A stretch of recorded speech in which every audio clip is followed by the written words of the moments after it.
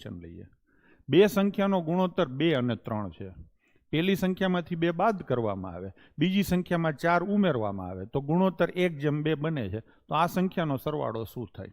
ચલો આપણે એક પોલ કરીએ. આ દાખલો કાયદેસર ગણવો જોઈએ કે જવાબ ઉપરથી ગણવો જોઈએ? તમારી અંદરની ફિલિંગ અહીંયા કોમેન્ટ કરો જોઈએ. આ દાખલો મારે કાયદેસર ગણવો જોઈએ કે જવાબ ઉપરથી ગણવો જોઈએ? તમે રકમ વાંચો તો અંદરથી જ તમને સીધી ફીલ આવશે કે આ દાખલો મારે કઈ રીતે કરવો જોઈએ.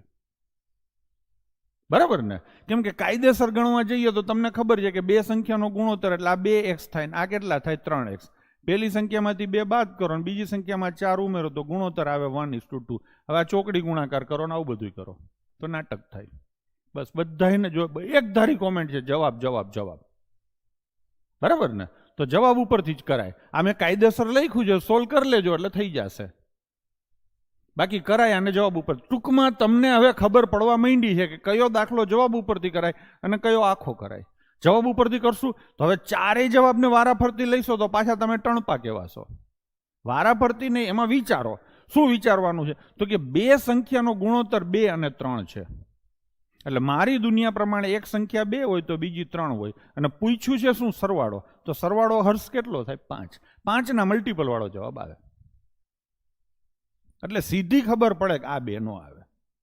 હવે મારે 10 અને 40 થી વાર્તા ચાલુ કરવી છે. 10 મને આ રકમ પ્રમાણે બહુ નાનો લાગે છે એટલે હું ચાલુ કરીશ 40 થી. સરવાળો 40 છે. આ 2, 3 અને કેટલા છે? 5. તો સરવાળો કેટલો છે? 40. તો આ કેટલા ગણું થયું? 8 ગણું. તો આ કેટલા થાય? 16. અને આ કેટલા થાય? 24. હવે એને કીધું છે એ પ્રમાણે કરી લઈએ. થાય છે કે નહીં? આમાંથી 2 બાદ કરો તો કેટલા થાય? 14. આમાં 4 ઉમેરો તો કેટલા થાય? 28. ગુણોત્તર આનો કાઢો તો શું આવે? 1:2. મને રકમ એ મોટી યાદ રહી ગઈ, એકવાર વાંચી ત્યાં. થઈ ગયું સેટિંગ. તો ખાધું પીધું ને રાજ કર્યું. લાઈક તો કરો ગડબાવ. હા, તો જવાબ આવશે 40. બરાબર ને?